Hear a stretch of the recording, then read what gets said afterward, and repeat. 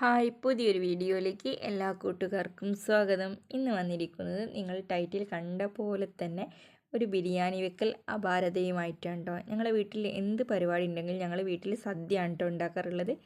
ഇന്ന് മോനൊരാഗ്രഹവും പറഞ്ഞു മോന് ബിരിയാണി കഴിക്കണമെന്ന്. അങ്ങനെ ഒരു ബിരിയാണി ഉണ്ടാക്കി നോക്കാമെന്ന് കരുതി അത് ഉണ്ടാക്കിയതാണ് കേട്ടോ. ഞാനും മോനും കൂടിയാണ് ഇത് ചെയ്യുന്നത്. അപ്പോൾ അതെങ്ങനെയാണെന്ന് നമുക്കൊന്ന് കണ്ടിട്ട് വരാം. അതിനായിട്ട് ആവശ്യത്തിനുള്ള ചിക്കൻ എടുത്തിട്ടുണ്ട്. ചിക്കനിലേക്ക് ഒരു സ്പൂണ് മഞ്ഞൾപ്പൊടി, ഒരു സ്പൂണ് മുളക് പൊടി, പിന്നെ ഇഞ്ചി വെളുത്തുള്ളി പേസ്റ്റ് ഒരു സ്പൂണ്, പിന്നെ ഒരു സ്പൂണ് മല്ലിപ്പൊടി, ആവശ്യത്തിനുള്ള ഗരം മസാല.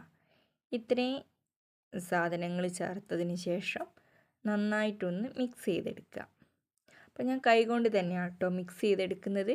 എന്നാലേ ചിക്കൻ്റെ എല്ലാ ഭാഗങ്ങളിലേക്കും ഈ ഒരു മസാല പിടിക്കുള്ളൂ കേട്ടോ. അതുകൊണ്ട് കൈകൊണ്ട് തന്നെ നന്നായിട്ട് മിക്സ് ചെയ്തെടുക്കുന്നുണ്ട്. പിന്നെ നമുക്ക് കുറച്ചൊരു നാരങ്ങ ജ്യൂസും കൂടി ചേർക്കുന്നുണ്ട് കേട്ടോ.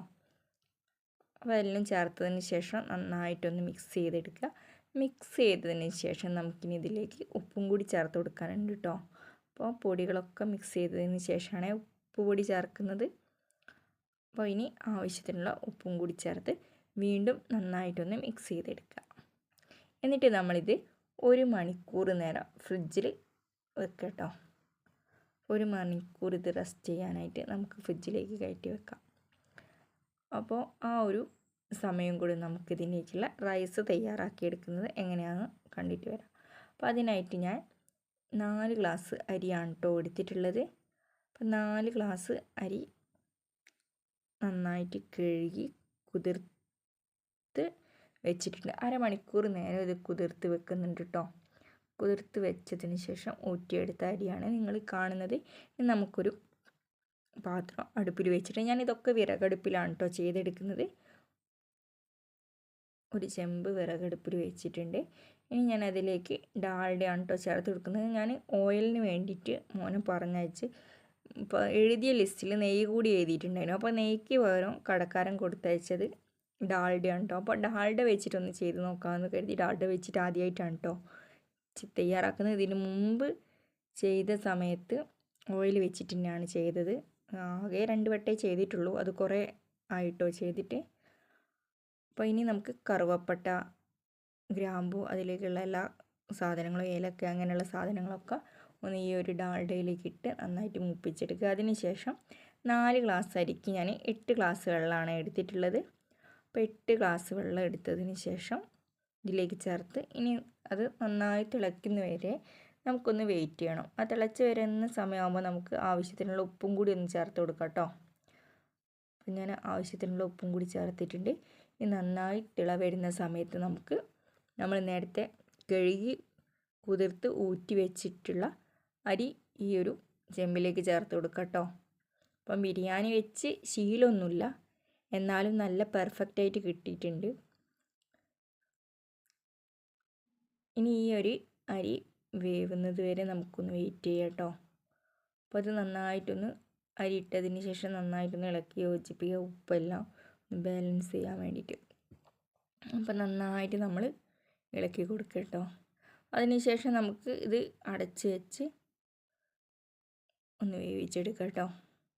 അപ്പോൾ കറക്റ്റ് അളവിൽ തന്നെ വെള്ളം എടുത്തതുകൊണ്ട് നന്നായിട്ട് കിട്ടിയിട്ടുണ്ട് കേട്ടോ. അങ്ങനെ അരി കുഴഞ്ഞൊന്നും പോയിട്ടില്ല, നല്ല രീതിയിൽ തന്നെ കിട്ടിയിട്ടുണ്ട് കേട്ടോ. അപ്പോൾ നമ്മൾ ഓരോ അരി എടുക്കുന്നേരോ നമ്മൾ അരി എടുക്കുന്ന അതേ ഗ്ലാസ് തന്നെ വെള്ളം എടുക്കാനായിട്ട് ശ്രമിക്കുക. അപ്പോൾ നമുക്ക് നല്ല രീതിയിൽ തന്നെ ഇത് കിട്ടും. ഇനി നമുക്കിതിലേക്കുള്ള ചിക്കൻ ഒന്ന് റെഡിയാക്കി എടുക്കാം കേട്ടോ.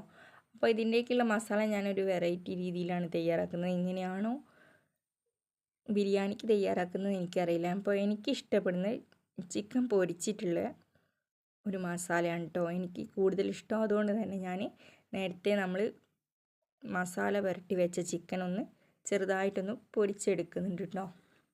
പൊരിച്ചെടുത്തതിന് ശേഷമാണ് ഞാൻ മസാല തയ്യാറാക്കുന്നത് കേട്ടോ. അങ്ങനെ ആദ്യം ചിക്കൻ പൊരിച്ചെടുത്തതിന് ശേഷം ഇതിലേക്കുള്ള മസാല ഞാൻ ചട്ടി തയ്യാറാക്കി എടുക്കുന്നുണ്ട് കേട്ടോ.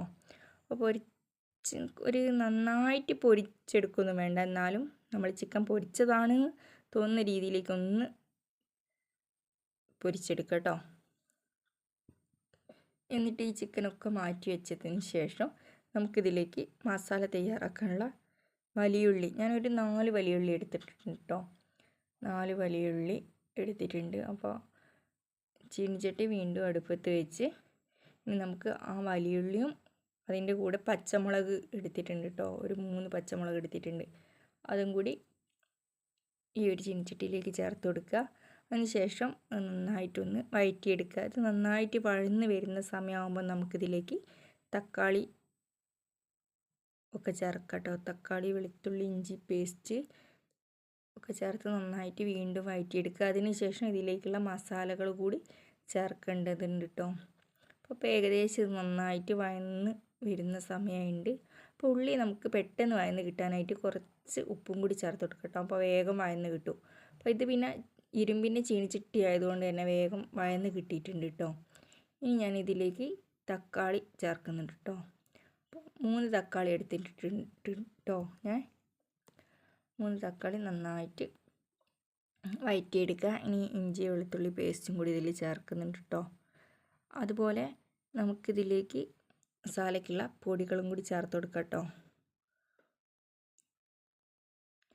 ഇതൊക്കെ നന്നായിട്ട് തക്കാളിയും കൂടി നന്നായിട്ട് വാടി വരുന്ന സമയമാകുമ്പോൾ ഇനി നമുക്ക് പൊടികളൊക്കെ ചേർക്കാം. മല്ലിപ്പൊടി, മുളകും പൊടി,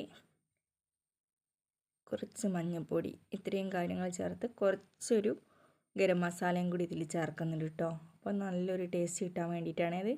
അപ്പോൾ ഇനി നന്നായിട്ടൊന്നിത് ഈ മസാലകളൊക്കെ ഉള്ളിയിലേക്കും തക്കാളിയിലേക്കൊക്കെ പിടിക്കുന്ന രീതിയിൽ നന്നായിട്ട് ഇളക്കി യോജിപ്പിക്കുക. അതിനുശേഷം നമുക്ക് നേരത്തെ നമ്മൾ തയ്യാറാക്കി വെച്ച ചിക്കൻ ഉണ്ടല്ലോ പൊരിച്ചെടുത്ത് അതും കൂടി ഇതിലേക്ക് ചേർത്ത് കൊടുക്കുക കേട്ടോ. എന്നിട്ട് ഗ്രേവിക്ക് വേണ്ടി കുറച്ച് ചൂടുവെള്ളം മാത്രമേ ചേർക്കാവൂ. പച്ചവെള്ളം ചേർത്താൽ എല്ലാ ടേസ്റ്റും പോയി കിട്ടും കേട്ടോ. കുറച്ച് ചൂടുവെള്ളം ചേർത്ത് നന്നായിട്ടൊന്ന് ഈ ഒരു രീതിയിലാക്കി എടുക്കുക കേട്ടോ. അപ്പോൾ നല്ല ടേസ്റ്റാണ് കേട്ടോ. ഇനി നമുക്കിതിലേക്ക് കുറച്ച് മല്ലിച്ചപ്പും കൂടി ചേർത്ത് കൊടുക്കണം കേട്ടോ. അപ്പോൾ റൈസും ഇവിടെ റെഡി ആയിട്ടുണ്ട്. റൈസിൻ്റെ മുകളിൽ ഉള്ളിയൊക്കെ ഒരു രീതിയിൽ ചെയ്ത് വെച്ചിട്ടുണ്ട്. അണ്ടിപ്പരിപ്പും മുന്തിരിയൊക്കെ ചേർത്തിട്ടുണ്ട് കേട്ടോ. അത് വേണം മല്ലിച്ചപ്പും. അപ്പോൾ എന്തായാലും എൻ്റെ ബിരിയാണി അടിപൊളിയായിട്ടുണ്ട്. ഈ രീതിയിലാണ് കേട്ടോ ഞാൻ ബിരിയാണി തയ്യാറാക്കാറ്. എല്ലാവർക്കും വീഡിയോ ഇഷ്ടമായ ലൈക്കും കമൻറ്റും സബ്സ്ക്രൈബും ചെയ്യാൻ മറക്കരുത്.